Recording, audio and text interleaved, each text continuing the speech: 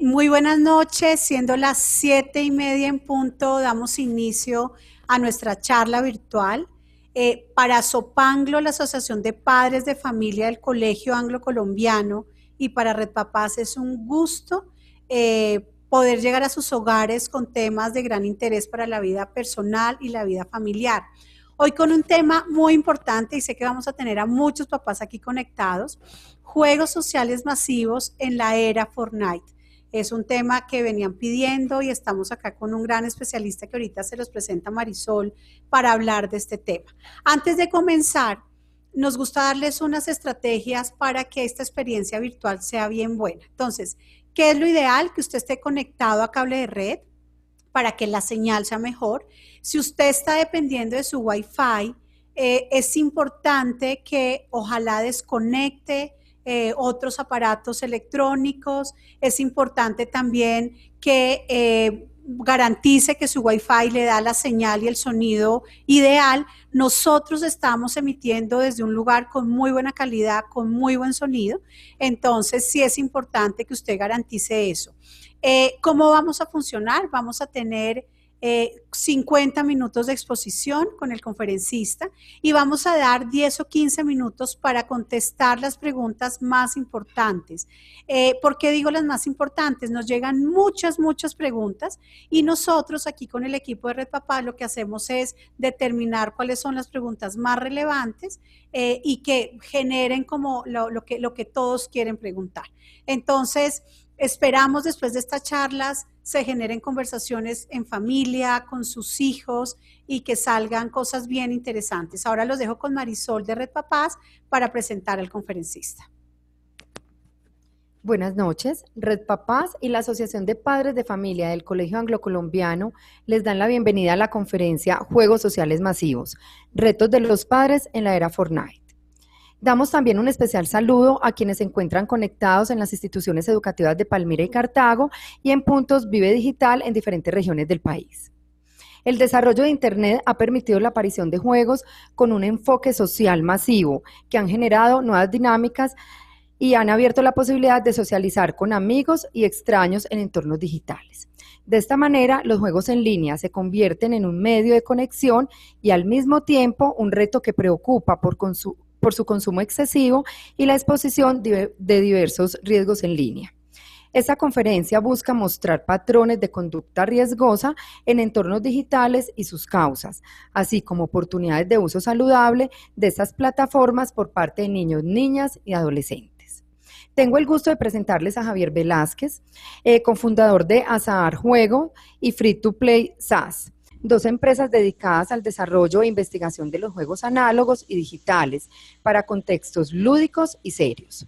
Desde hace 5 años realiza investigaciones relacionadas con el juego, el desarrollo humano y la motivación. Desde hace 1 año apoya las conferencias de Red Papás sobre juegos y paternidad, centrándose en divulgar los riesgos de los videojuegos, pero con foco en encontrar oportunidades de desarrollo que sean útiles y accionables por los padres. Agradecemos y damos un saludo muy especial a Javier Velázquez. Bienvenido.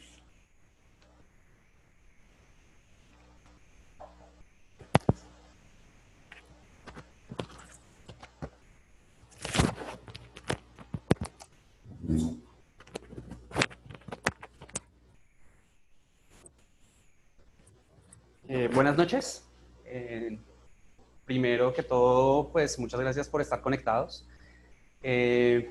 Como les digo, mi nombre es Javier Velázquez, yo soy diseñador de juegos, hace 5 años trabajo como diseñador de juegos y he estado realizando investigaciones alrededor de el potencial que tienen los juegos para el desarrollo de los niños, entendiendo no solamente todos los elementos positivos de los que ya se han hablado, sino tratando de ver efectivamente cuáles son los riesgos reales que hay detrás de los juegos para poder encontrar oportunidades de trabajo con los niños alrededor de estos riesgos.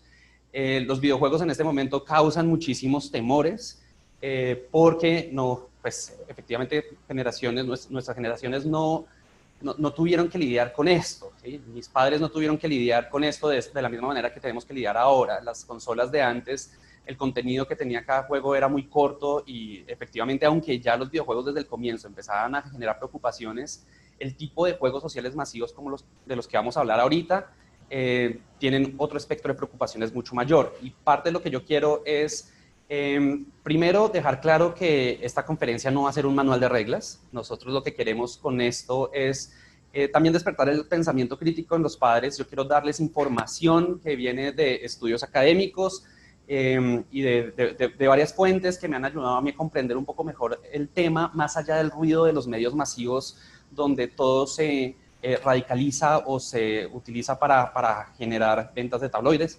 Entonces, tratando de ir un poquito más allá del ruido, lo que me interesa es informarlos sobre cuáles son efectivamente los riesgos y cuáles son las oportunidades que hay detrás de esto, para que ustedes puedan tomar decisiones informadas. En últimas, eso es lo que para mí es más importante. Entonces, ya para empezar, un segundo. Listo. Entonces, para empezar, lo primero que quiero es contextualizarlos. Quiero que entiendan digamos, hacia dónde está dirigida esta conferencia, porque incluso si sus hijos son todavía pequeños y todavía no entran a este tipo de juegos, es importante que como padres estén de una vez conectados con lo que viene para que sepan cómo prevenir algunos de estos elementos y cómo tratarlos en el momento en que lleguen a la vida de sus hijos. Estamos hablando de rangos de edades. Generalmente los niños empiezan a jugar videojuegos desde los 6 años en adelante, diferentes tipos de juegos. Cuando se enfrentan a sus primeros juegos sociales masivos, suele ser alrededor de los 7, 8 años. Y ahorita hay un pico, digamos, importante de trabajo alrededor de los 10, que esto es también relativamente nuevo. Entonces, aunque estas edades no están marcadas en piedra, y una de las cosas importantes sobre esto es entender que habrá niños que empiezan a jugar Fortnite desde los 8, habrá niños que empiezan a jugar Fortnite desde los 14. Lo cierto es que sí hay una presión cultural fuerte en este momento hacia llevar a los niños a jugar estos juegos, porque sus amigos juegan estos juegos y ellos necesitan hacer parte de esa comunidad que juega juegos, y por eso están empezando a entrar desde edades más tempranas. Una cosa importante que quiero dejar clara es sobre las edades de juego. Es importante tener en cuenta que muchas veces el niño puede jugar estos juegos, está entrenado para jugar estos juegos desde edades muy tempranas. Y eso depende mucho del entorno en que se formó. Si la familia permitió que el niño jugara juegos desde edades muy tempranas, desde los 6 años, es probable que ellos lleguen a estos juegos sociales mucho más temprano también en su vida y presionen a sus amigos para que también entren en estas plataformas de manera más temprana. Sin embargo, digamos que lo que a mí me interesa entender es que una cosa es la habilidad que tiene el niño para jugar el juego, y puede ser muy bueno jugando el juego. Eso no significa que tenga la habilidad para controlar los efectos adversos que trae el juego en su vida. Y para eso se necesita hacer acompañamiento. Entonces, dicho esto, quiero empezar por explicar qué es un juego social, qué es un juego social masivo. Y entendamos lo siguiente. Lo primero es que todo juego es una actividad social. Inherentemente es una actividad social. El juego se disfruta más cuando lo disfruto con otros. Y digamos que los mamíferos jugamos en parte para también gestar relaciones de comunidad, para generar situaciones de aprendizaje. Sin embargo, el juego social tiene algunos elementos adicionales, y es que este tipo de juego, el que estamos hablando, son juegos donde hay un énfasis fuerte en generar relacionamiento entre los jugadores.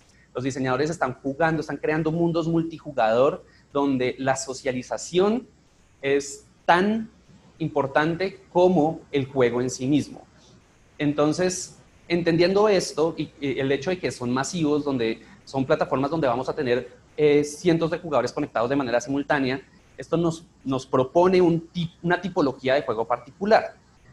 Entre las características generales de este tipo de juegos es que, si ustedes quieren reconocer este tipo de juegos, lo que tienen en general son, primero, mecanismos de comunicación rápida y efectiva entre jugadores. Antiguamente esto se utilizaba, la comunicación entre los jugadores se hacía con el teclado. Esa comunicación que se hacía con el teclado incluso llevaba a los jugadores a utilizar abreviaciones. Aún se utilizan abreviaciones AFK, LOL, todas estas siglas que si uno no es jugador no entiende, y que se utilizaban para poder comunicarse de manera rápida y efectiva, porque es muy importante en este tipo de juegos esa comunicación. Eso ha migrado a consolas modernas, en consolas modernas, a la comunicación por voz a través de micrófonos. Y ahora las plataformas de juego tienen más relación, por ejemplo, con la telefonía clásica. Entonces, son juegos donde la comunicación es parte esencial del diseño del juego. Estos juegos tienen salas o espacios sociales donde no hay conflicto, lugares donde la gente puede reunirse, el lobby, el pueblo, donde la gente se reúne solamente a hablar, a interactuar, a intercambiar, y donde no hay conflicto de juego real, lo que los convierte en juegos extraños. En términos de juegos clásicos, es extraño porque hay lugares donde no se juega, solo se uno se relaciona con otras personas. Además, hay otro elemento que es, tienen acción en tiempo real sin posibilidad de pausa. Como el juego implica miles de jugadores, es imposible pausar, por diseño es imposible pausar. Y esto genera muchas veces escozor entre los padres porque ellos están en mitad de una partida justo cuando es la hora de comer. Y efectivamente, el salirme del juego antes de que yo complete la misión que estoy haciendo con mi grupo, rompe la obligación social, va en contra de la obligación social que yo tengo con mis amigos. Y eso genera choques entre las reglas puestas dentro de la casa, en los tiempos de la casa y el tiempo de juego. Y finalmente hay otro elemento que para mí es importantísimo que reconozcan, que es la codependencia de roles que se da en este tipo de juegos a través de obligaciones sociales. Fundamentalmente la idea es que yo diseño el juego para que cada jugador sienta una obligación de asistir al juego, porque si no los demás jugadores sufren por mi ausencia. Entonces, si yo soy el jugador que cura a mis amigos y yo no entro, mis amigos se quedan sin el curandero, y eso hace que para ellos sea mucho más difícil pasar las misiones. Entonces, estos juegos generan unos sistemas de roles donde mi rol es muy importante, y eso hace que yo necesite entrar al juego, porque si no, mis amigos al otro día me lo van a reclamar. Entonces, esa parte de obligación social también es importante para entender por qué estos juegos generan estas conexiones grupales tan fuertes. ¿Y por qué nos preocupan tanto estos juegos? Estas tablas me ayudan a explicar un poco esto, y es que si ustedes ven la tabla de la derecha muestra que en términos de los jugadores en general, la masa de jugadores, la cantidad de tiempo invertido en estos juegos masivos multijugadores, que son los que están a la derecha, en las barras azules y verdes, el que está más a la derecha, parece no ser tanto comparado con otros juegos como los juegos casuales de celular. Sin embargo, digamos que aquí el problema ¿cuál es? Que esto es cuando tenemos toda la base de jugadores, pero en la tabla a la izquierda tenemos la relación de juego de los jugadores que entran dentro de estas plataformas. Y lo que vemos es que mientras que una persona que no es jugadora de juegos masivos suele jugar alrededor de 6 horas semanales en promedio, cuando entramos en los juegos masivos, los jugadores en promedio, el 33% de los jugadores está jugando entre 11 y 20 horas semanales. Incluso el 7% de los jugadores juegan más de 20 horas a la semana. Y esto ya empieza a generar una preocupación particular. En los juegos de consola antiguos, sí, nos preocupan que nuestros hijos jugaran, o la interacción con la violencia, un montón de temas, pero en estos juegos lo que nos preocupa es mi hijo llega a la casa, inmediatamente quiere conectarse y quiere jugar todo el día. Y quiere jugar por horas seguidas el mismo juego, y por meses seguidos el mismo juego, incluso por años el mismo juego. Y esto nos genera algo de preocupación, ¿sí? Porque evidentemente si alguien está jugando el mismo juego durante tanto tiempo, empiezan las preocupaciones como la de ¿será que mi hijo es adicto al juego? Tema que vamos a tratar ahorita más adelante. Entonces, entendiendo que la preocupación generalmente viene de ahí, ¿sí?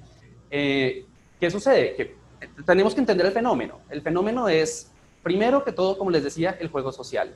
Y está bien. De hecho, juegos o plataformas como Nintendo, como juegos que tienen sistemas multijugador local, ¿sí? Esto se llama juego de sofá.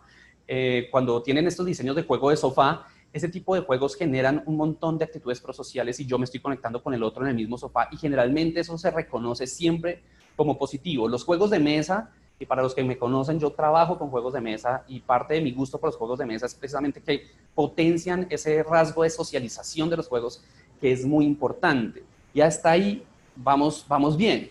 El problema es que el juego, que es una actividad eminentemente social, se empieza a cruzar con las nuevas tecnologías que empiezan a suceder en Internet. Y empezamos a ver el problema de los chat rooms, de los cuartos de chat. Y este problema de los cuartos de los chats viene desde hace bastante tiempo, desde antes del 2000, cuando los primeros cuartos de chat se inventan. El primero se llamaba Mirk. Entonces está Mirk, después viene ICQ, después de ICQ viene Messenger, entonces ahí la gente ya reconoce un poco más Messenger. Hoy en día es WhatsApp. Y parte de la problemática que tenemos con estos sistemas de interacción social en línea es que son los primeros sistemas que empiezan a causar alarmas entre los psicólogos porque empiezan a cambiar radicalmente la conducta de los individuos entre el tiempo que pasan fuera de línea y el que pasan en línea. Y entonces muchas personas empiezan a entrar a estos cuartos de chat, solamente a interactuar toda la noche hasta las 3, 4 de la mañana y no duermen por estar comunicándose con un grupo. Además, estos chats se parecen, para los que han jugado juegos como World of Warcraft, estos juegos que hay cofradías, es un chat comunal donde uno hablaba con 60 personas simultáneamente. Es como un grupo de WhatsApp, es algo similar a esto, pero que estaban centrados en que yo entrara a hablar carreta. Ni siquiera era nada necesario, yo no tenía que entrar como en WhatsApp a discutir un problema, no, era realmente entrar sencillamente a interactuar por internet. Y eso ya empieza a causar algunas preocupaciones y todavía es un fenómeno que aún se estudia, porque ahora las redes sociales parten del mismo fenómeno. El juego multijugador, cuando entra en línea, no hereda estos problemas, no inicialmente, porque la tecnología en los primeros juegos solamente nos permite jugar juegos entre 2 a 4 personas por conexión de módem, era lento, era costoso, entonces la preocupación por estos juegos no era tan fuerte, o sea, ya existía y estos juegos como Wolfenstein, que es lo que están viendo acá, o Doom, que son muy clásicos, no generaban este tipo de preocupación. Además, no teníamos tanta información sobre los efectos de los juegos en este momento. Pero en el momento en que los juegos empiezan a heredar de estos cuartos de chat y se vuelve el juego social masivo en línea, empiezan a heredar todas las preocupaciones de estos sistemas de interacción social masivos, pero además tienen esta capa adicional de ciclos de recompensa y de elementos que hacen que la experiencia sea aún más enganchadora y más difícil soltarla. Entonces, sobre este tipo de juego social masivo, hay varios elementos importantes. Primero hay que entender que la edad promedio de jugadores está entre los 24 y los 27 años. Eso no significa que si tienen hijos de 5 o 6 años, esto no sea un tema para preocuparse, porque aunque esa es la edad promedio, cada vez esa edad se está ampliando más hacia abajo en la medida que tenemos más acceso a la tecnología y los juegos ahora son gratuitos. Antes estos juegos había que pagar suscripciones, ahora no, y entonces esa base de jugadores joven está incrementándose y precisamente es importante que los niños aprendan a lidiar con este tipo de sistemas desde jóvenes para que a los 24 y 27 años, cuando salen de su casa al mundo laboral y empiezan a ser autónomos, sepan regularse, que es uno de los problemas fuertes. Los temas de adicción entre 24 y 27 años, cuando no hay un regulador externo, se vuelven mucho más complejos. Entonces, ese es un tema que es bien importante. La gente que dice que juega estos juegos, en general, suele decir que lo que más les atrae es la posibilidad de socializar, que poder entrar y hablar con otros es lo que atrae, más que las mecánicas. No es que necesariamente el juego sea increíble, sí, el juego me gusta, pero el hecho de que pueda jugar en sociedad con otros jugadores, eso es lo que realmente me está atrayendo. Y en este tipo de juegos generalmente hay una base muy grande de jugadores hombres. Sin embargo, la base de jugadoras mujeres está creciendo, especialmente en una de las tipologías de juegos que vamos a ver más adelante. En este momento las mujeres están empezando a entrar a estos juegos porque el elemento de socialización está empezando a satisfacer una necesidad social que otros juegos que estaban más diseñados para hombres no lo hacían. Y eso hace que, por ejemplo, en juegos como World of Warcraft, el mundo de Warcraft, las bases de jugadoras sea en este momento una base relativamente alta. Estamos hablando de que si antes habían bases de jugadores del 8% al 15%, en este momento ya está escalando al 35%, casi el 40%. Entonces, esto es un tema que incluso si sus hijos, o sea, si tienen hijas, es importante empezar a poner alertas porque no exime que puedan entrar a este tipo de juegos. Aquí les vamos a poner una pregunta. Quiero que contesten rápidamente esta pequeña encuesta y quiero que revisen si ustedes conocen estas tipologías de juego. Primero, porque lo que me interesa es que vean efectivamente cómo muchas veces como padres estamos alienados de lo que está sucediendo con el tipo de medios que consumen nuestros hijos. Entonces, ¿cuáles de estos conocen en este momento? Ahí podemos ver cómo se está moviendo la línea de Battle Royale. Evidentemente, Fortnite es parte de estos juegos. Hay que hacer una aclaración, es que las personas que están conectadas por YouTube no pueden votar. Bueno, una aclaración importante. Las personas que están conectadas por YouTube no pueden votar. Entonces, estas son las estadísticas que estamos sacando de las personas que están conectadas en Zoom, pero igual si están en YouTube, piensen en su respuesta y miren sobre estos resultados si su respuesta sería similar, y esto, digamos, es lo importante. Entonces, piense que ninguno de los anteriores y Battle Royale son los dos grandes, los dos grandes juegos de referencia que tenemos en este momento. Conocen algo sobre los first person shooters, los juegos de disparo en primera persona, pero estos MUDs, MMORPG, los MOBAs y todo este tipo de cosas no se conocen tanto, y en particular ese tipo de juegos son a los que van a migrar los jugadores más adelante. Del Battle Royale muchos van a pasar al MOBA y al MMORPG. Entonces les quiero contar un poco qué son para que ustedes entiendan. Tenemos que paramos la votación. Ok. En este momento tenemos 756 personas que ya votaron. Entonces vamos a parar la votación. Vamos a parar la votación ya. Sí. Y vamos a compartir el resultado de la votación con todos. Entonces, aquí está el resultado de la votación. ¿Alcanzas a leer? El 3% tiene el primero, el 2% el segundo, 49% el tercero, 17% el cuarto, y yo que estoy entre ninguno de los anteriores, 48%. Muy bien. Sí, entonces, exactamente, como les venía diciendo, en este momento tenemos un género problemático que es el Battle Royale. Sin embargo, es importante que conozcan los demás porque hacia allá es hacia donde probablemente van a migrar muchos jugadores. Entonces, me interesa que conozcan el espectro grande de esta tipología de juegos, porque no solamente es Fortnite. Y aunque, claro, Fortnite en particular nos interesa saber qué pasa con ese juego, a mí me interesa que entiendan más qué pasa con el juego social masivo, porque esos efectos se replican en esa otra tipología de juegos. Entonces, en primer lugar, y los primeros que aparecieron eran los MUDs. Los MUDs, hagan de cuenta, era como jugar juegos de rol en chat.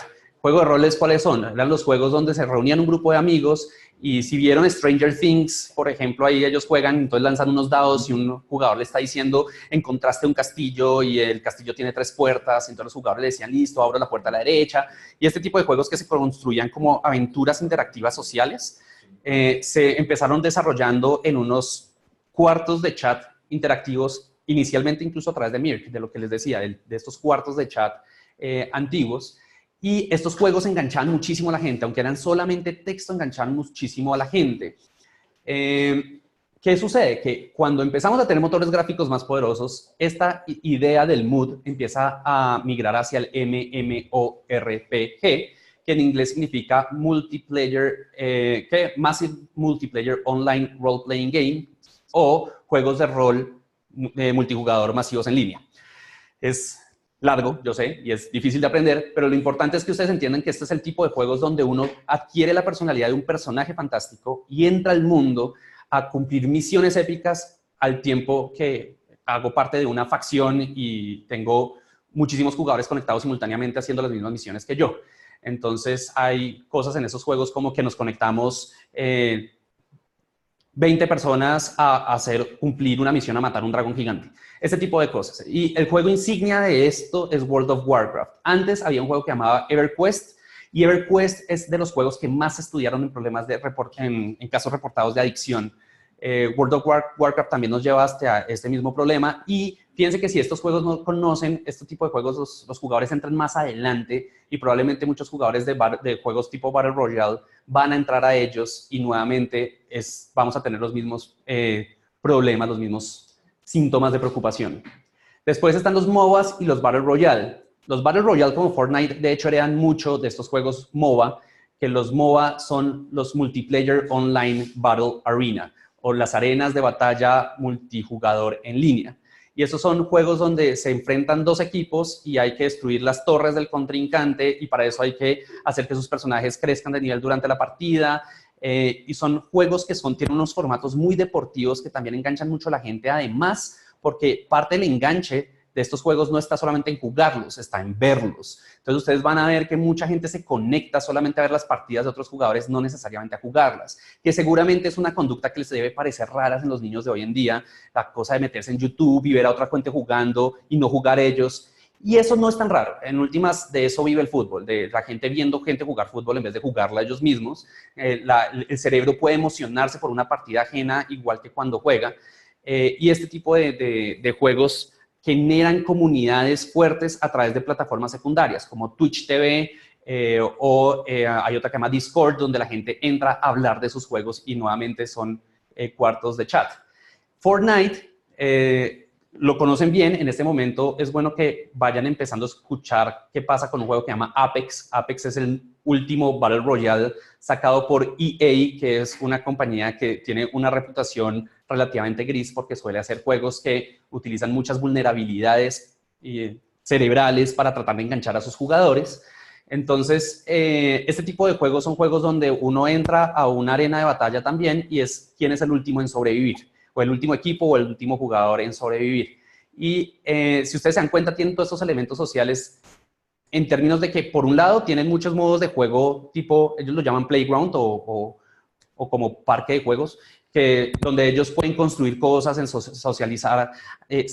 Nuevamente, tienen estos lobbies de socialización, pero además, pues son juegos que tienen estos lobbies donde la gente puede hablar y uno ve que muchas veces estos juegos, la mayoría del tiempo los niños están hablando y no ni siquiera jugando. Entonces, esos son los Battle Royale. Después, lo pongo, para mí es particularmente importante, especialmente si ustedes tienen niños más pequeños, porque esta es la entrada a este tipo de juegos, la caja de arena social, el Social Sandbox, que son juegos como Minecraft o como Roblox, porque estos juegos ya empiezan a enseñar al niño a disfrutar del juego con mucha gente conectada en línea simultáneamente. Y son juegos que han sido muy criticados. Por ejemplo, Roblox ha recibido muchas críticas porque a veces tienen poca regulación sobre lo que los jugadores pueden hacer dentro del juego y se ha prestado para conductas que a veces son muy tóxicas con niños que están en rangos de edades entre los 6 y los 9 años. Entonces, incluso si sus hijos son pequeños y no han entrado a Fortnite, si ellos ya están jugando este tipo de juegos, ya están entendiendo las dinámicas de un juego social multijugador. Entonces también es importante que tengan en cuenta que esos juegos no son exclusivos para adolescentes o preadolescentes. Desde antes ya hay jugadores conectados a este tipo de juegos. Y por último están los first person shooters, los juegos de disparos en primera persona, que nuevamente son mucho más reconocidos que otras modalidades de juego. Está Call of Duty, está Modern Warfare, están todos estos juegos de GoldenEye, que eran juegos que también capturaban esta esencia de juego en línea masivo. Estos juegos en general no generan estos ciclos de juego tan largos, entonces probablemente no nos causan tanta preocupación, sino por otros temas como el factor violencia. Ese factor violencia aquí no lo voy a tratar en particular, lo he tratado en otras charlas, porque quiero centrarme principalmente en estos otros juegos que tienen esos componentes más sociales.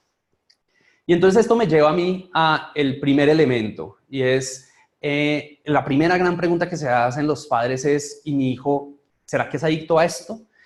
En general la respuesta es probablemente no. En este momento, digamos que los reportes de adicción por videojuegos están en alrededor del 3% de los jugadores. O sea, realmente llegar a ser adicto a un videojuego no es tan fácil. Sin embargo, y esto es una cosa que a mí sí me gusta aclarar, y es que no es necesario llegar a ser adicto para que efectivamente empiecen a haber conductas no saludables. Incluso si yo no soy adicto, una cosa es ser adicto al alcohol y otra cosa es que yo cada vez que socializo con mis amigos tenga que tomar. Si no hay un síndrome de abstinencia, si no hay una necesidad fuerte a tomar, porque si no siento que me empiezo a entrar en problemas de ansiedad y necesito el estimulante para poder seguir con mi vida, no hay adicción necesariamente. Y la mayoría de niños, si uno les dice un día, no, hoy no puedes jugar, ellos pueden seguir con su vida. Y eso es lo que encontró Nicholas G., por ejemplo, en sus estudios. La mayoría de gente efectivamente puede seguir con su vida cuando deja de jugar. Sin embargo, efectivamente, dependiendo de la cantidad de horas, y eso es lo más importante, la correlación más fuerte entre adicción y juego tiene que ver con la cantidad de horas que yo duro jugando. Y cuando pasa cierto umbral de cantidad de horas que yo estoy jugando, empieza a haber una mayor probabilidad de que los niños, y no solamente los niños, sino también los adultos, empiecen a tener conductas no saludables, conductas que empiezan a perjudicarlos, que son autodestructivas, y cada vez que existen ese tipo de conductas hay que estar pendiente, así no sea adicción. Entonces, esas dos tablas que ven abajo muestran la correlación que hay entre la gente que siente que los hábitos de juego le están afectando sus relaciones personales, su salud, tienen problemas académicos, financieros, y la relación que tienen con la cantidad de horas que juegan, y efectivamente estas correlaciones empezamos a ver que empiezan a volverse problemáticas después de que un niño empieza a jugar más de 20 horas semanales. Incluso hay que ver que esto ya empieza a volverse complicado incluso de las 10 horas semanales, ¿sí? Más desde los 20, pero nuevamente, entre más tiempo dura el niño jugando, efectivamente hay una correlación más fuerte con este tipo de problemas. Entonces, sobre esto, yo quisiera nuevamente ponerle una pregunta para que respondan. Y tiene que ver efectivamente con si esto sucede, cuáles serían como las estrategias para trabajar los problemas de adicción a juegos sociales. Entonces, quisiera saber ustedes qué escogerían. Escojan una. ¿Cuál sería la estrategia principal que ustedes escogerían sobre estas para determinar cuáles son las mejores formas de manejar la adicción a juegos sociales? Y creo que tenemos que ir un poquito más de tiempo porque son tantas las preguntas. Ya pasamos de 200 votos. Ya pasamos 200 votos, muy bien. Y ya empezamos a ver que hay unas tendencias. Ya pasamos de 500 votos. De hecho, si los políticos pudieran hacer eso, estarían nosotros.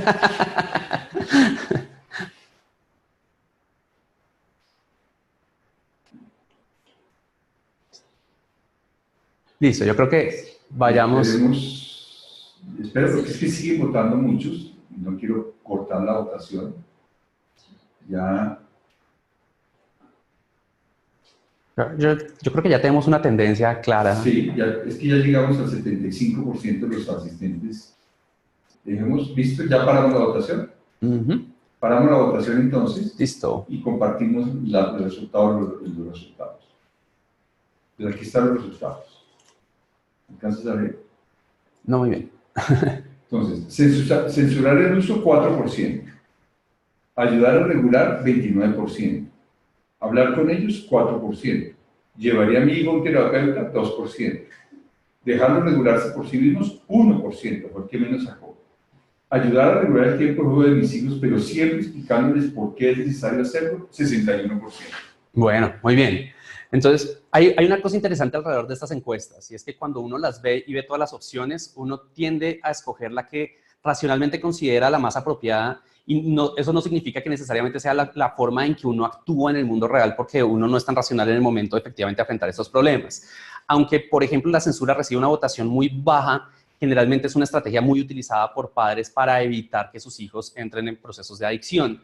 Entonces, quiero mostrarles, antes de decirles efectivamente cuál es el mejor método, es entender que existen unos factores predictores de la adicción que no necesariamente tienen que ver con causas fisiológicas, porque uno asume que la adicción es sencillamente una cuestión fisiológica en el cerebro, la dopamina, el sistema dopaminérgico se descarrila y empieza a hacer que yo necesite el estímulo de manera desmedida.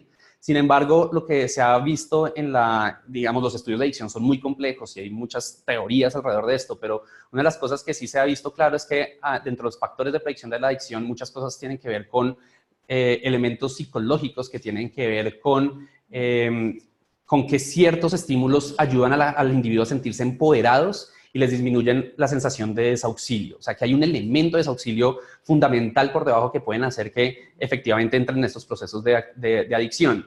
Hay un estudio de Shang-Wak Su en Taiwán que muestra que de varios rasgos que tienen los juegos que podían volverse predictores de adicción, hay 4 en particular que son buenos predictores, y es qué tanto el niño siente que el descubrimiento de aspectos de nuevo mundo es lo que lo motiva a jugar. Entonces, los niños que necesitan mucho este elemento de buscar cosas distintas en el mapa y los que se mueven mucho por curiosidad pueden tener más susceptibilidad.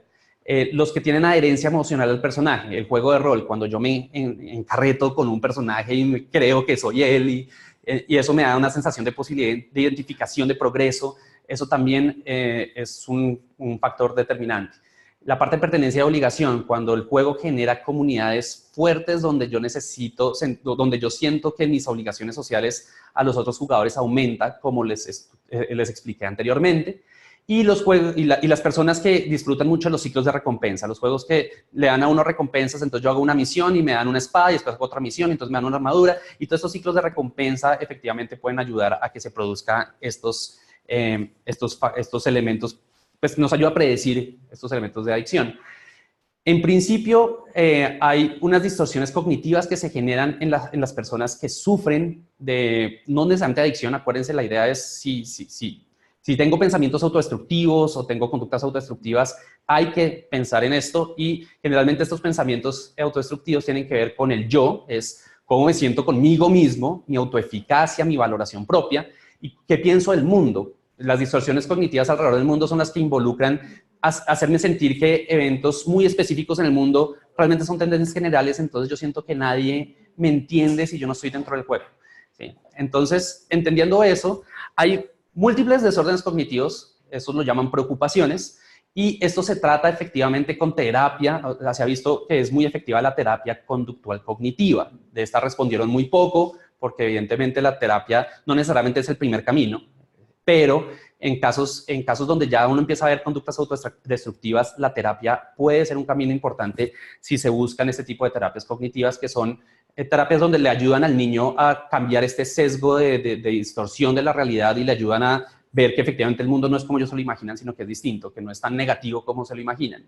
Y esto que ustedes están viendo pasa con todos los juegos, no solo con los juegos sociales. Entonces, si tienen frases recurrentes, es la frecuencia, la activación de estas frases. No es que lo digan, es que lo digan mucho. Es que ellos todo el tiempo están sintiendo que su personaje es el que logra las cosas. Yo solamente lo logro cuando lo logra y estoy muy unido a mi avatar, o cuando estoy fuera del juego y empiezo a sentir que estoy pensando en el juego incluso cuando no estoy jugando, cuando siento que es una pérdida de tiempo no seguir jugando porque ya le he gastado tanta energía que es imposible dejar el juego, llevo tanto tiempo jugando lo que no puedo soltarlo. Todo este tipo de conductas que están aquí en esta diapositiva ayudan también a predecir este tipo de conductas autodestructivas. Sin embargo, hay tres que para mí son importantes para esta charla en particular, que son estas que están en naranja, que tienen que ver efectivamente con el juego social, principalmente. Por un lado, están las de control, vulnerabilidad y evasión social, que es frases que identifican este tipo de preocupaciones. Me siento más en control cuando juego. ¿Sí? Es que siento que el mundo no lo puedo controlar, en cambio cuando juego tengo el control y eso me hace sentir mejor. Cuando veo que Internet es el único lugar donde me siento seguro, donde siento que jugar juegos me protege de situaciones sociales que me hacen sentir incómodo. Cuando empiezan a existir estos sistemas donde yo evado situaciones sociales que me parecen incómodas y entonces el juego es mi forma de evadir esas situaciones sociales de manera recurrente, ahí hay que poner algunas alertas. Elementos de relacionamiento social donde yo solamente siento que la gente que juega conmigo en línea me comprende y los que no juegan conmigo no. ¿Sí? Mis papás no me entienden porque ellos no saben del juego, no entienden lo que está pasando en el juego, nadie me comprende por fuera del juego y solo dentro del juego me siento valorado. Y eso nos lleva a pertenencia y aceptación, que es uno de los elementos más importantes de por qué para los niños esto es tan importante. Los juegos me hacen sentir que pertenezco a un grupo social y siento que otros admiran mis logros dentro del juego. Entonces, ya les hice la pregunta sobre qué consideran que era la mejor forma de tratar esto. Entonces, miremos algunos tips que para mí son importantes.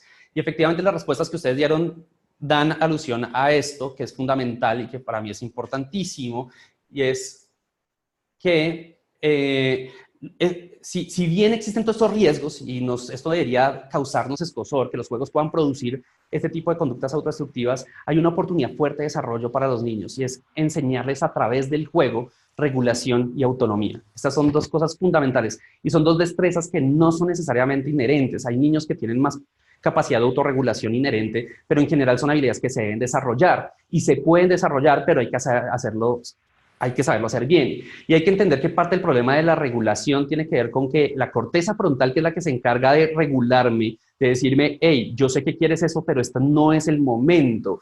Has comido mucho chocolate hoy, tal vez no deberías comerte esa otra chocolatina ayer. De eso se encarga la corteza frontal y la corteza frontal termina de desarrollarse hacia los 20 años. Entonces, estamos ante un grupo de población que no tiene la posibilidad de regularse a sí misma. Fisiológicamente uno tiene la posibilidad de regularse a sí misma, pero uno le puede ayudar a generar esa habilidad. Y entonces es importante limitar el tiempo de juego, sí es importante. O sea, si ustedes consideran que yo puedo dejar jugar a mi hijo todo lo que quiera, están anteponiéndolo ante un riesgo que efectivamente la literatura muestra sí existe. Sin embargo, no hay que limitarlo de manera autoritaria, no hay que decirle tú no puedes jugar más de 2 horas porque yo te lo digo porque yo soy tu padre. Estas son las reglas de mi casa. En general existen 2 tipos de enseñanza, la autonomía hacia la autonomía o hacia la heteronomía.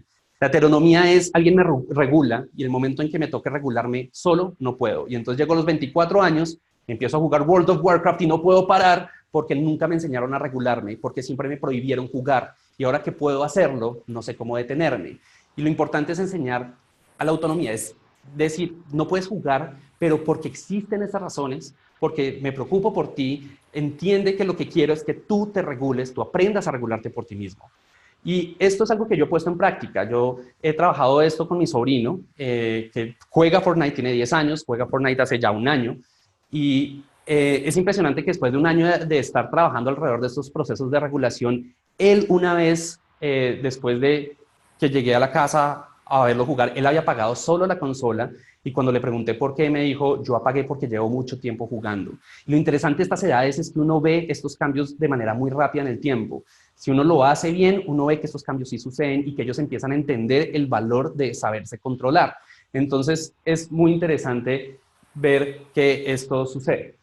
Entonces, alrededor de esto les quiero dejar unos tips muy, aunque entiendan, estos no son reglas, son tips. Para mí lo importante es que ustedes ejerzan el pensamiento crítico en sus familias, las reglas las pongan de manera concertada. Pero estos son algunos tips que de pronto les pueden ayudar. Por ejemplo, hay que concertar tiempos de juego y explicando la importancia de que ellos aprendan a regularse, que esto no es porque yo quiero, esto porque esto es malo para ti, no, es que necesito que tú aprendas a regularte y si aprendes a regularte, te voy a felicitar. Segundo, que algunos días no puedan jugar está bien, porque eso les enseña a ellos a manejar la frustración y eso es muy importante para la vida, que ellos hagan pataleta, eso está bien, eso es incómodo para los padres, pero eso les enseña a ellos a entender que no todo en la vida lo pueden, no todo lo que quieren lo tienen. Pero es muy importante también proponer actividades alternas, porque esto los puede llevar a conductas de compensación como no puedo jugar Fortnite, me meto a YouTube y veo jugar Fortnite. Y eso tampoco es positivo. Entonces, piensen en acompañarlos en otro tipo de actividades, propongan actividades que estén fuera del mundo en línea, jueguen juegos de mesa, llévenlos al parque, hay otro tipo de actividades, promuevan que jueguen fútbol, búsquenles hobbies, pero traten de llevarlos a hacer otro tipo de cosas. Tercero, abran espacios para que prueben otros videojuegos, porque nuevamente, el problema no es de los juegos en general. Las actividades offline son importantes, lo que les decía, salir al parque, y en esto para mí, esto es algo que yo repito mucho en mis conferencias, muchos padres tienen perros y se ponen la obligación de sacar su perro al parque y nunca sacan a su hijo, y el parque de su hijo se volvió la tableta. Entonces también es importante, yo me acuerdo que a mí en mi infancia, a mí me sacaban los domingos al parque de manera recurrente y aunque a veces yo no quería salir, me sacaban y una vez estaba afuera, me divertía.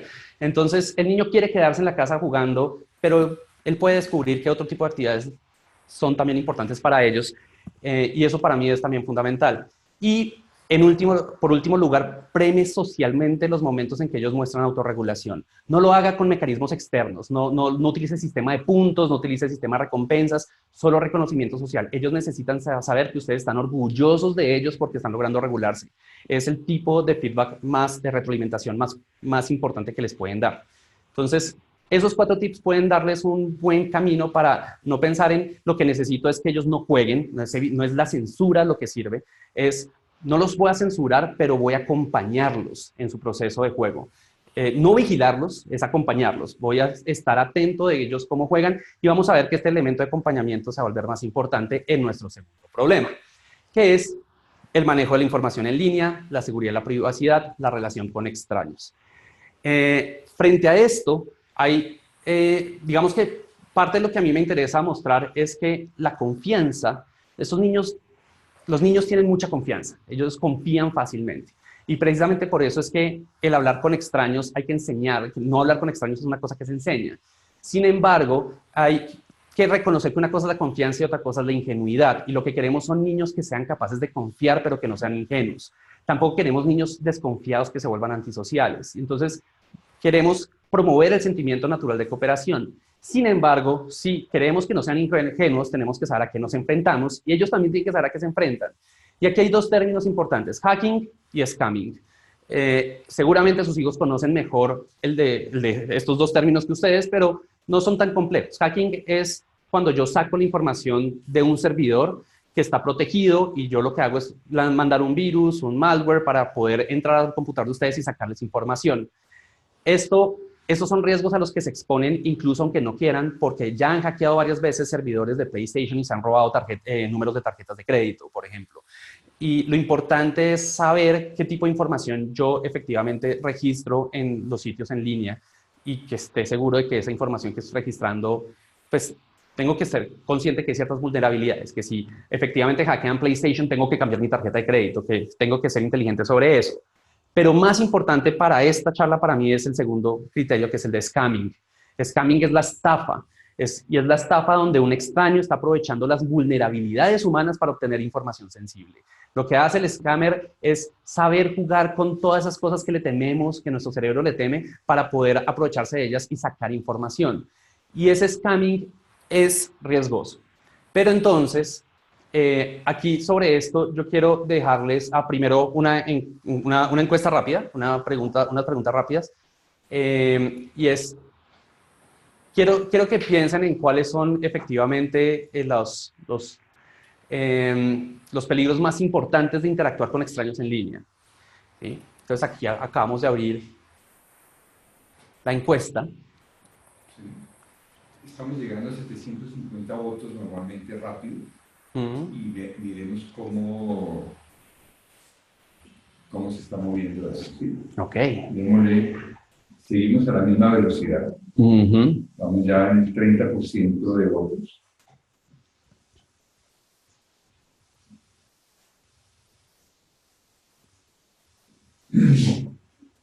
Y estamos en el tope, es decir, estamos en las 1000 personas conectadas.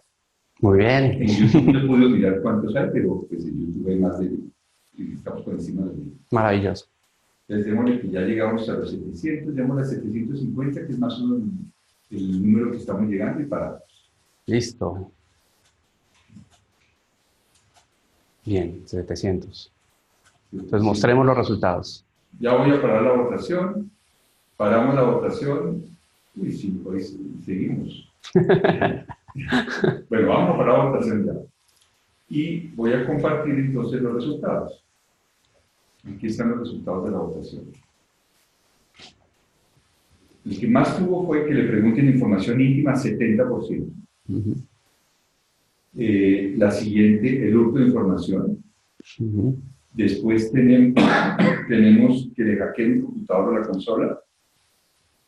Y sigue el engaño. No, que se conozcan en la vida real. Ojo. Ok, muy bien. Que se conozcan en la vida real, es importante. Muy bien. El engaño y el robo de juego. Listo, buenísimo, porque ese tema de la información íntima es a veces más contraintuitivo de lo que uno cree. Entonces, vamos a ver qué sucede acá. Entonces, como estamos hablando sobre extraños, el scamming solamente se da con extraños, ¿no? Entonces, empecemos por... Sí, lo ponemos aquí en pantalla completa. Listo. Bien. Y es que lo primero que yo quiero dejar claro es que cuando uno habla de los extraños muchas veces lo habla desde el miedo profundo que le tenemos a esa palabra, porque desde chiquitos nos dijeron, ojo con los extraños son malos, ¿no? La palabra extraño está cargada de cosas horribles. Y hay una paradoja alrededor de los extraños, y es que efectivamente, socialmente le tenemos mucho miedo al extraño, y en el mundo en línea en particular hay un miedo profundo porque tenemos una desconfianza ante un medio donde cualquier persona puede crear múltiples identidades de manera muy sencilla y identidades que son muchas fraudulentas. Entonces, cualquiera puede generar un perfil nuevo en Facebook, cualquiera puede generar un avatar en un juego y yo no sé con quién estoy hablando al otro lado de la pantalla. Y esto nos genera como padres un miedo incluso más profundo porque no tenemos estos cues visuales, estos elementos visuales que nos permiten de alguna forma protegernos contra ciertos extraños. Entonces, esto nos genera escozor y no sabemos cómo enseñarles a nuestros hijos a lidiar con extraños en este mundo. Y efectivamente, el mundo virtual a veces hace mucho más fácil cosas como el cibermatoneo porque me estoy protegiendo por la anonimidad. Entonces, si ustedes ven, esto no es un problema de niños, es un problema de adultos cuando uno ve los comentarios que uno encuentra en Revista Semana, en la sección de comentarios. Y son adultos aprovechando la anonimidad para ser tóxicos. Y esto muchas veces uno cae en ese mismo tipo de conductas porque además los medios las promueven porque eso aumenta los ratings. Entonces, entender que los extraños muchas veces son los que nos dañan la experiencia de juegos. Muchos jugadores dicen que lo que les daña la experiencia en un juego social es tener jugadores, por ejemplo, inmaduros. Entonces, el extraño sí nos preocupa, incluso al jugador sí le preocupa el extraño. Los jugadores no son tan necesariamente abiertos con cualquier extraño. Sin embargo, sí, evidentemente hay causas de preocupación. Pero, por otro lado, la paradoja está en que nuestra vida adulta consiste en saber relacionarnos con extraños. Nuestra vida adulta no va a ser una burbuja de cristal. Yo me enamoro de un extraño, yo tengo como cliente un extraño, yo voy a la charla de un extraño. En este momento, sus habilidades críticas son las que determinan si pueden creer o no lo que yo estoy dándoles en esta conferencia, y es su habilidad de lograr socializar con extraños lo que les va a permitir a ustedes efectivamente funcionar en el mundo real. Entrar a un puesto de trabajo nuevo es aprender a lidiar con extraños. Y parte de lo interesante es que los juegos efectivamente muchas veces se vuelven esos sitios donde los niños aprenden también a manejar esto, a lidiar con esto.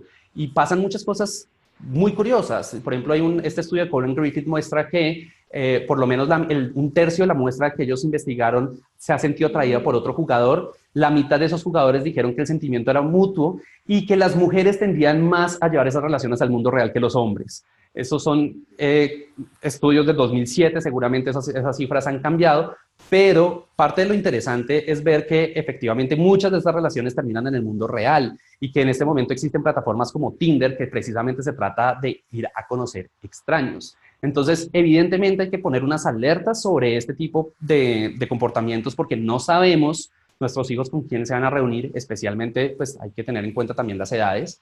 Pero por otro lado, si no los dejamos interactuar con extraños, tampoco pueden aprender las habilidades necesarias para lidiar con este mundo. Entonces, incluso piense que la parte de los temas sensibles, un quinto de los jugadores dijeron preferir discutir temas sensibles con amigos en línea que con amigos en el mundo real. Y muchos, este estudio, por ejemplo, argumenta, y esto es criticable, y esto no está finalizada esta investigación, pero argumenta que incluso los juegos sociales masivos sirven para que ciertas personas puedan desahogar problemas sensibles en un ambiente seguro, curiosamente seguro. Entonces, es un tema muy debatible y por eso digo, es una paradoja. No hay una respuesta sencilla ante esto. Lo cierto es que antes de trabajar, de pensar en el extraño, muchas veces hay que pensar más cerca. Muchas veces hay que pensar que el peor extraño a veces es el amigo. Aunque en general los juegos mejoran las relaciones de amistad entre los jugadores, algunas personas sí efectivamente empiezan a tener unas relaciones muy tóxicas con sus amigos a través del juego. Entonces, ustedes pueden ver que el grupo de jugadores de sus amigos empiezan a pelearse entre ellos, que uno empieza a hacerle buleo al otro. Entonces, alrededor de esto, fíjense que hay una serie de conductas tóxicas que vale la pena reconocer tanto en los amigos como en sus propios hijos. Cosas como el cibermatoneo. Entonces empiezan a aprovecharse de un jugador, a quitarle sus pertenencias, a burlarse de sus errores, de sus habilidades. Le dicen es que usted es muy bruto, así lo dicen, y eso ya muestra que efectivamente, y ese es el relacionamiento que hay entre niños de esta edad fuera del contexto en línea, pero que en el momento en que están en línea se pueden visualizar fácilmente este tipo de conductas. También están las conductas antisociales, rematar a un jugador que ya está muerto, no ayudar a los compañeros de equipo, usar los bailes como burla. Y esta frase que está a la izquierda de este meme para mí es muy importante y es, uno no puede sentir rabia y perder en Fortnite si no juega Fortnite. Entonces, el punto es nuevamente, censuro el juego porque ahí lo único que hay es conductas terribles y mi hijo entra en ansiedad y tal vez no, tal vez estos nuevamente nos genera algunas oportunidades. Y es que sobre esto hay que aprovechar la frustración para enseñar regulación emocional. Y es, si el niño se frustra, especialmente en estos sistemas sociales donde la frustración está atada también a estos elementos de conductas antisociales, eso es una posibilidad para enseñarle al niño para que cuando haga adulto no tenga también estas conductas de frustración tan fuertes, a aprender a calmarse. Y alrededor de esto, los tips tienen que ver con el juego es una excelente herramienta para enseñar prosocialidad. Esto se ha visto una y otra vez. Por ejemplo, ustedes pueden reconocer las conductas prosociales en las instancias de juego de sus hijos, como cuando ellos comparten, ayudan o cooperan. Y si ustedes le dan feedback positivo sobre estas conductas, para ellos esto es supremamente positivo porque aprenden efectivamente que el relacionamiento con el extraño tiene que ser propositivo y prosocial. Les pueden ayudar a retroalimentar las conductas tóxicas cuando suceden. Cuando ellos son los que tienen las conductas tóxicas, ustedes pueden ayudarlos a lidiar con esas emociones y ayudarlos a entender que los otros jugadores pueden sentirse mal. Preguntas de empatía, ayudar a desarrollar la empatía, ayúdenles a cuestionarse cómo crees que se siente el otro jugador cuando tú le hablas así. Háganle ese tipo de preguntas para que ellos tengan que ponerse en el papel del otro. También ayudarle a manejar la frustración cuando los otros jugadores están siendo tóxicos. Entonces, ¿debes jugar con ellos? No, yo creo que no se trata de que ustedes se sientan a jugar con ellos, pero que sí los acompañen en el juego. No los dejen jugando solos. No los dejen jugando solos. Entonces, ojo, parte de lo que para mí es fundamental en esto es, si ustedes ponen la consola en su cuarto, esto les va a quitar a ustedes tiempo de Netflix, pero al tiempo van a tener la posibilidad de ver a sus hijos en relaciones sociales que no pueden ver cuando ellos están fuera de la casa con sus amigos. Y esto les da a ustedes una oportunidad gigantesca de trabajar con ellos alrededor de ciertas conductas que de pronto ustedes no quieren que ellos desarrollen. Entonces, aprovechen esto como una posibilidad. El acompañamiento en esto puede ser muy, muy importante. Y cuarto, enseñarles a contactarse con el desarrollador, también tener estrategias externas como me contacto con el desarrollador del juego cuando alguien me hace trampa y hago que me devuelvan lo que me dé y aprender también a ser proactivos alrededor de este tipo de problemas y no solamente quedarse con la frustración. Todos estos son tips que pueden ayudarle a los niños a manejarse mejor en estos ambientes en línea. Y entonces, ¿qué pasa? Que el mal extraño es el estafador y hay que entender que la estafa se da porque los juegos son sistemas económicos, estos juegos sociales promueven mucho el movimiento de economía del mundo real. Eso que ven a la derecha es una carta en un juego que se llama Magic the Gathering y esa carta creo que esa carta en particular costaba como $10,000. Los bienes dentro de un juego tienen para el jugador precio en el mundo real y esos precios a veces son elevados. Y eso hace que para los estafadores sea posible no solamente tratar de robarles información sensible, sino efectivamente estafarlos a nivel económico. Y efectivamente, digamos, las estafas comunes que hay están las de propiedad, que es la gente le pide el control de la cuenta al niño para robarle la cuenta, robarle todas las pertenencias virtuales. Entonces le dice al niño, ven, dame tu clave y yo juego por ti y yo te subo de nivel mientras tú no estás y después terminan sacándolos de su propia cuenta y robándoles información. La petición de data personal e íntima. Es muy importante que los niños entiendan que cuando hay material sensible, en el momento en que lo ponen en línea, ese material ya no es de ellos. Que ellos sepan qué pueden compartir y qué no. Y eso es una habilidad muy útil, que ellos sepan, yo quiero que eso realmente pueda llegarle a mis amigos del curso. Entonces, fotografías de desnudos o este tipo de cosas que se dan y que uno no entiende cómo se dan. Claro, los niños no tienen a veces el criterio para saber que esto es importante y esto es una oportunidad para enseñárselos. Y la información económica y las transacciones en línea, nuevamente, son altamente peligrosos. Y entonces, sobre los estafadores, 5 tips rápidos. Primero, enséñenle a sus niños a evitar dar información personal que pueda ser vergonzosa o que ellos no quieren que se publique. Si no quieren que se publique, no la des. No solo por los juegos, por WhatsApp. ¿Sí? Esto tiene que ver con el mismo fenómeno y eso es lo que me interesa, que entiendan, el juego nuevamente se vuelve una oportunidad para que ellos aprendan que ni siquiera en WhatsApp, esto una vez lo mandan, forward y ya eso terminó en otra persona. Segundo, evitar dar información sensible y única como direcciones, teléfonos de familiares, cédulas, información que me aten, que estén relacionadas conmigo, con mi identidad en el mundo real, que ellos aprendan que uno no da la dirección. Es que te quiero mandar un paquete a tu casa. No es tu dirección. Tienes que establecer unos niveles de confianza mucho más altos antes de que tú des esa información. Si todavía no tienes suficiente confianza en la persona, no lo hagas. No hacer pagos a terceros, a menos de que sea por plataformas que permitan hacer reportes y recuperar el dinero. Yo no estoy de acuerdo con que sencillamente no se puedan hacer esos pagos. Para mí lo importante es que aprendan que hay plataformas donde efectivamente esas transacciones quedan protegidas. Proteger credenciales privadas de la cuenta y de otras cuentas. Esto es no dar contraseñas ni acceso a cuentas personales de ningún tipo. No creer rápidamente mensajes alarmantes. Nuevamente esta gente sabe cómo golpearlo a uno en sus vulnerabilidades, empiezan a darle mensajes que lo generan a uno pánico. Entonces, mira, ya tengo el teléfono de tu papá y lo voy a llamar y le voy a decir lo que tú estás haciendo en el juego. No te dejes alarmar. Cuando pase eso, infórmale a tu padre. Entonces, Esos tips son importantes, pero no quiero nuevamente que se queden con la idea de esto es un mundo terrible, porque también está el buen amigo y el buen extraño. Una de las cosas más importantes es que estos mundos sociales le enseñan a la gente prosociabilidad y colaboración. De hecho, hay un ejemplo de prosocialización que es un juego que se llama Foldit, que en 10 días logró hacer que una comunidad de jugadores resolviera un desdoblamiento de una proteína relacionada con el SIDA que los científicos no habían logrado desdoblar en 10 años. Entonces, efectivamente, los juegos se vuelven también un campo impresionante para enseñar colaboración. Y eso hay que incentivarlo. Entonces, si lo sacamos de Fortnite, también les estamos evitando la posibilidad de eso. También hay que entender que hay una situación de expresión de intimidad y conexión. Y es que muchos, y ya voy a ir cerrando, muchos jugadores encuentran que ellos prefieren estar en el mundo virtual porque en el mundo virtual no son juzgados por su apariencia, por su género, por su edad o por otro tipo de información personal, y que eso no lo encuentran en el mundo real. En el mundo real se sienten muy juzgados y esa es la razón por la que se escudan en sus avatars. Entonces, muchas veces esa expresión de la intimidad, sentirme yo mismo dentro del juego, tiene repercusiones, tiene relaciones con otro tipo de cosas que sí vienen del mundo real, y es importante entender esto. Y que eso hace que esta gente encuentre conexiones profundas sociales en los extraños en línea, y que lo que muestra la data es que la gente que no le permiten jugar en línea para que no hable con extraños, termina metiéndose en redes sociales o en WhatsApp o en cuartos de chat porque ellos no se sienten cómodos saliendo a bares y socializando presencialmente.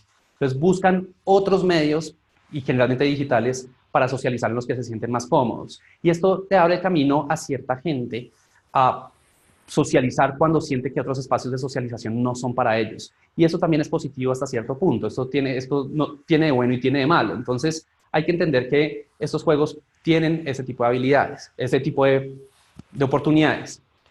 Y lo trato muy rápido porque ya se me acabó el tiempo, pero quiero dejarlo expuesto de manera muy rápida, y es la relación con el dinero, la parte de monetización de estos juegos.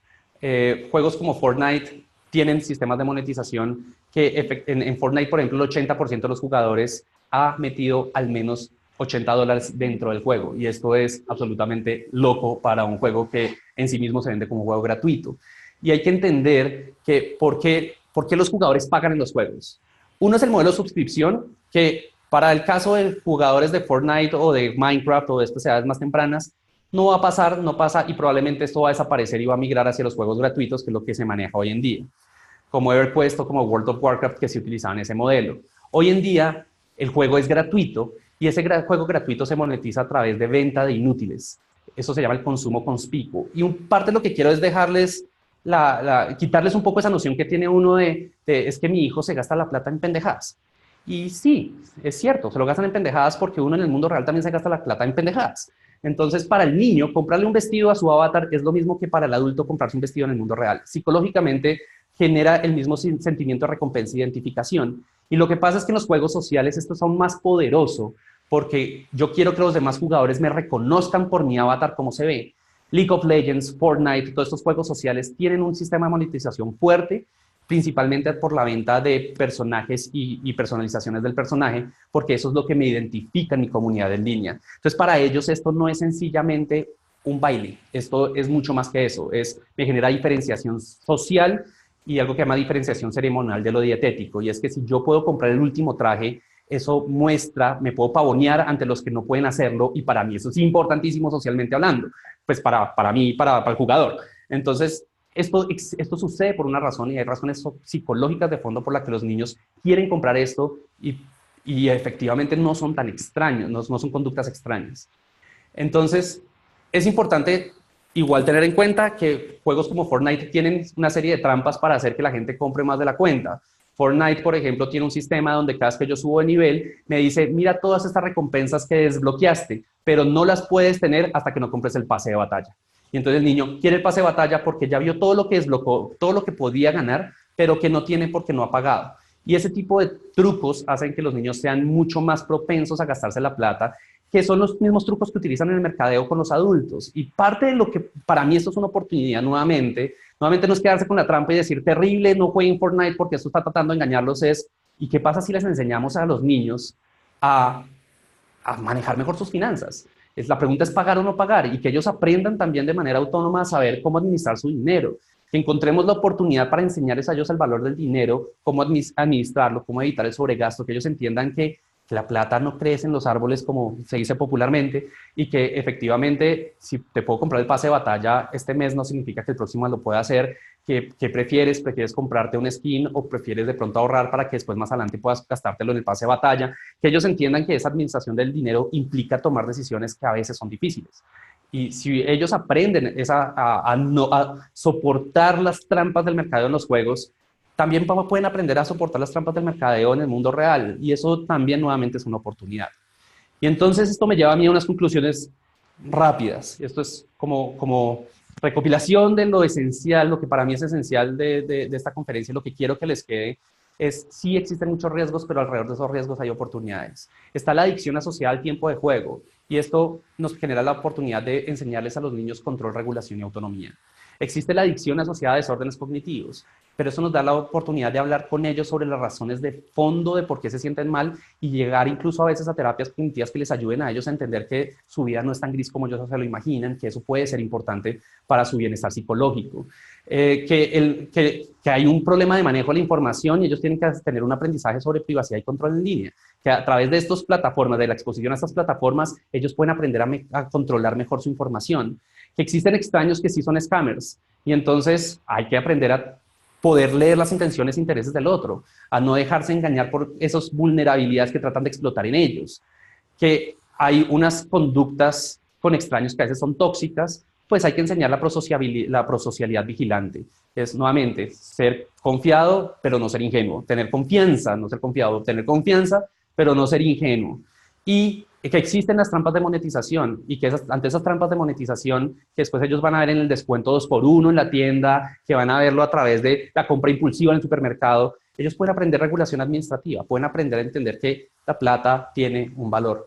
Y si uno le gira estos miedos al juego y encontramos las oportunidades, vamos a encontrar que ellos jueguen el juego no es lo malo es si los dejamos jugar solos. Si dejamos que ellos traten de aprender a jugar solos cuando ellos no tienen las capacidades cognitivas, los safeguards, las seguridades cognitivas, las protecciones cognitivas para efectivamente regularse por sí mismos. Entonces, sí hay un papel activo importante del padre y eso es lo que quiero que les quede, que su papel dentro de esto no es pasivo, pero tampoco puede ser de pánico y angustia. No pueden estar envueltos en la ansiedad porque no sé qué hacer. Es aprovechar estos sistemas para enseñarles habilidades positivas. Y muchas gracias. Muy bien, vamos a dar espacio a unas pequeñas preguntas porque la mayoría de preguntas que nos hicieron las fue respondiendo Javier en su exposición, pero tomamos algunas que de pronto podrían complementar mejor esto. Entonces, adelante. Listo, primera pregunta. Entonces dice, si ya le prohibí que jugara Fortnite, pero ahora con la conferencia veo que la prohibición no es la mejor opción, ¿podría retractarme y cómo debo hacerlo? Entonces, claro, evidentemente aquí hay un juego de poder y autoridad, y es si yo ya prohibí, de alguna u otra manera yo estoy dándole la señal a mi hijo de que aquí hay una relación de autoridad y de poder que si yo me retracto, estoy perdiendo. Y eso efectivamente no es necesariamente saludable.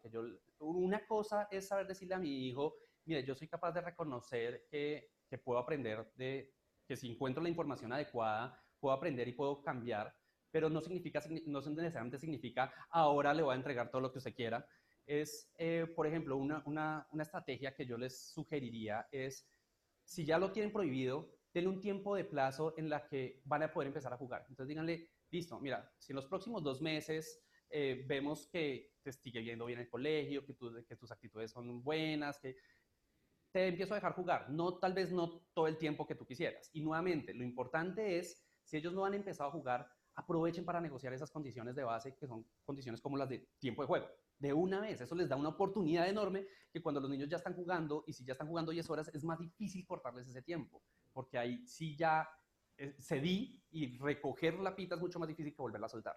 Entonces, eso creo es de pronto una estrategia positiva y siempre teniendo la humildad de, como padre, yo no sé muchas de estas cosas y puedo aprender de ellas y como puedo aprender de ellas puedo actuar conforme a lo que me están diciendo. No es que esté cediendo mi poder y mi autoridad, es que yo también aprendo y podemos construir esta relación entre los dos a través de ese conocimiento. Y eso yo creo que es un excelente modelo a seguir para sus hijos, además. Aprender a reconocer el error es una habilidad dificilísima de desarrollar. Entonces, eso también puede dar ejemplo.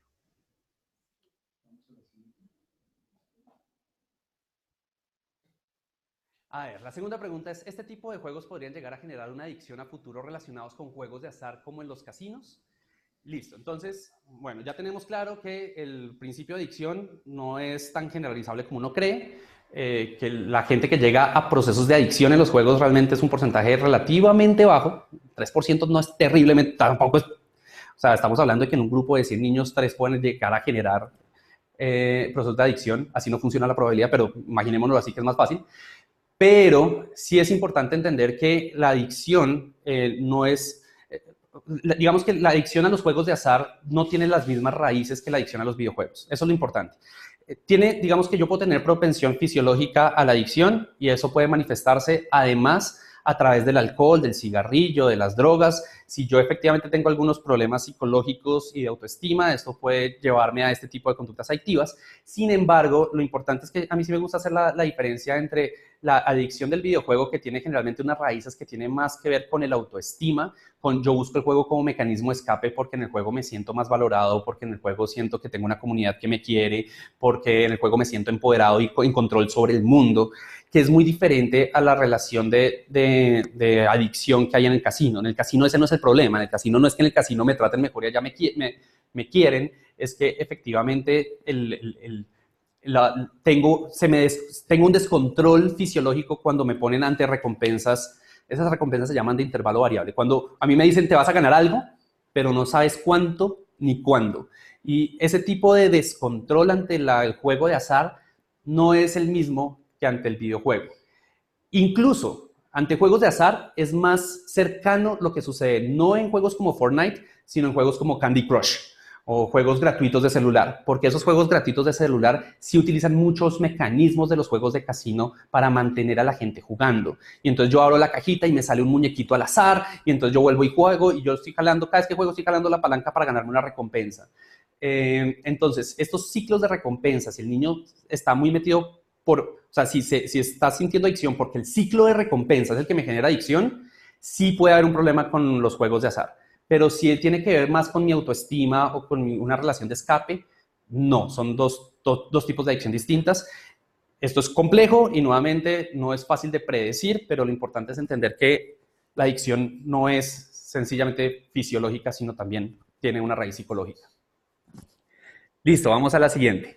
La siguiente dice, ¿cuál es la correlación entre la edad y el tiempo de juego para que sea considerado un tiempo de juego sano? Yo no he encontrado ningún estudio que hable de la correlación entre la edad y el tiempo de juego. No lo he encontrado. En este momento, la mayoría de estudios lo que muestran es generalmente dan una respuesta para todas las edades. Lo que dicen es, en todas las edades que hemos encontrado, generalmente ya pasar de las 10 horas de juego semanal puede empezar a generar conductas autodestructivas. Ojo, eso es una correlación, no es una causación. ¿Eso qué quiere decir? Yo no puedo decir que tú porque juegas 10 horas eres adicto o eres más adicto o tienes conductas autodestructivas. Hay personas que pueden jugar más de 10 horas y nunca desarrollar conductas autodestructivas. Y si eso pasa, significa que tienen una protección natural ante los juegos que es bastante valiosa. Entonces, esto no se vuelve un cálculo matemático y hay que ser inteligente y tener criterio.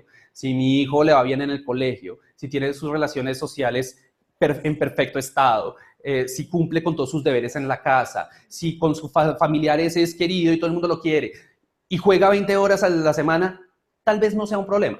Pero en general, sí, de todas formas, cuando ya pasan más de 10 horas de juego, ahí empieza a haber una correlación y puede aumentar la probabilidad de que esas conductas se den. Entonces, no importa la edad. Ahora, claro, con niños de menos de 10 años, incluso hay muchos estudios que promueven que los niños antes de los 10 años incluso no tengan muy poquito tiempo de pantalla y que no tengan tiempo de videojuegos. Pero, nuevamente, todo esto está estudiándose y yo no lo daría como una receta, sino, nuevamente, forjar pensamiento crítico. Para mí lo importante es que ustedes sepan leer a sus hijos, sepan leer la situación de su familia y sobre ella sepan reaccionar no de manera exagerada, sino con información. Una última pregunta que le hicieron mucho y ya, y cerramos. Listo. Última pregunta. Y la última pregunta es... Preguntaron mucho por ese juego. Ok, Free Fire. Uy, lastimosamente no lo conozco. Vamos a buscar rápidamente. ¿Qué tan perjudicial puede ser el juego Free Fire? Miren, una cosa que para mí... Ay, no sé, aquí está. Una cosa que para mí es importante. Yo juego mucho, no había escuchado este juego. En general, ¿qué pasa? Cuando yo no he escuchado de un juego, a mí me preguntan sobre un cierto juego. Yo lo primero que hago es informarme sobre el juego. Y digamos que esa es la habilidad más importante. Cuando aparezca un juego que ustedes no conocen, Free Fire. Ah, ok, Battlegrounds. Este también es como un Battle Royale, aparentemente. Sí, ahí yo sé que Es un Battle Royale. Ah, no, esto es lo mismo que Fortnite. En principio, no sé si es lo mismo que Fortnite. Mentiras, no he hecho suficiente investigación profunda sobre el juego, pero en principio cuando a mí me preguntan sobre un juego nuevo, lo primero que hago es buscar en Google. ¿Cómo busco en Google? Pongo el nombre del juego, ¿sí? Pero trato de buscar revistas especializadas que hablen del juego, por ejemplo, o canales de YouTube especializados que hablen del juego y lo miro, hago la investigación, ¿sí? En este momento, de hecho, esto es buenísimo que no sepa sobre este juego porque me da pie para hablar de esto. Muchas veces ustedes ven una revista especializada, la revista especializada les dice todo lo bueno y todo lo malo del juego y ustedes pueden estar en tranquilidad porque saben que el juego es bueno o es malo. Si es un Battle Royale, nuevamente entra dentro de esta categoría de Fortnite, de Apex, donde probablemente el tipo de enganche del juego está muy relacionado con la generación de círculos de amigos que juegan todo el tiempo juntos y donde la idea es ser el último sobreviviente del juego. Esa es como la fórmula del Battle Royale. Significa que el poder de enganche en un juego como estos es muy similar al de Fortnite y debe tratarse de manera similar. ¿Sí? Sin decir que uno sea mejor que el otro. Como juego puede que uno sea mejor que el otro, no puedo saberlo en este momento, pero sí puedo determinar que es un tipo de juego masivo social que efectivamente puedes propender a tener todas estas consecuencias. Entonces, si es un juego tipo Battle Royale, asuman que deben tratarlo como si fuera un Fortnite. Nuevamente, si entran a jugar Apex o si entran a cualquier... Y los Battle Royale están muy en auge en este momento porque les está yendo bien y cuando a la industria de los juegos a un tipo de juego le va bien, empiezan a copiarlos, empiezan a hacer más juegos de ese tipo. Entonces, lo más importante es saber informarse y no tenerle miedo a encontrar buenas fuentes en Internet. Hay muchísimas revistas especializadas, IGN, en español, IGN, por ejemplo, es una muy buena revista. Está GameStop aquí en Colombia. Hay muchos lugares donde pueden encontrar información del juego. Yo le digo una cosa. ¿Informarse sobre el juego en compañía del niño o no? En compañía del niño no. No es necesario que sea en compañía del niño porque el niño ya jugó el juego probablemente y el niño ya tiene todos sus referentes de sus amigos. Los niños, es bueno que los niños aprendan a encontrar crítica especializada en revistas especializadas y no en los youtubers típicos que lo que hacen es jugar el juego como medio de entretenimiento. Pero realmente este consejo va más hacia los padres y sus hijos aprenden a informarse sobre los juegos muy rápidamente porque es un tema de interés. Pero los padres no, porque precisamente no es un tema de interés. Entonces, no tienen que sentarse con su hijo a mirar a ver este juego cómo es. Tienen que sentarse con ustedes para forjar criterios sobre el juego y saber cómo manejarlo con sus hijos, me parece que es una posición distinta. Entonces, no necesariamente, yo no diría que eso toque hacerlo con el acompañamiento del niño. Y listo, eso es. Bueno, muchísimas gracias. ¿No? Vale, no. Muchas gracias. Espero que este tiempo, entiendo la hora, el cansancio, espero que este tiempo les haya sido útil. Es posible que en muchas cosas de pronto todavía sientan que es un tema donde hay muchísima tela para cortar y pueden todavía sentir ciertas ansiedades, pero espero, digamos que mi objetivo con esto es demostrarles que a este tipo de juegos no hay que tenerles miedo, pero también no hay que dejarlos pasar desapercibidos. Si tienen después más preguntas, podemos ver qué otros canales de comunicación tenemos, pero ojalá el tiempo les haya sido provechoso. Entonces, muchas gracias. Aquí los dejo. Bueno, agradecemos a nuestro conferencista Javier Velázquez y a todos ustedes que se conectaron de manera individual o a través de las instituciones educativas de algunas regiones del país. Mañana estarán recibiendo el link con la grabación, tanto las personas que se conectaron hoy como las que se habían inscrito y no lograron la conexión. También quiero invitarlos al segundo encuentro nacional de Abramos la Lonchera, Impulsemos los entornos escolares alimentarios saludables, que realizaremos el martes 9 de abril en el Gimnasio Moderno, en el Centro Cultural. Es de 7 de la mañana a 5 de la tarde. Las personas que están en otras regiones del país podrán tener acceso a través de streaming y les enviaremos el link de la conexión. Una feliz noche y ya sí hacemos el cierre para que ustedes puedan ir a descansar. Muchas gracias.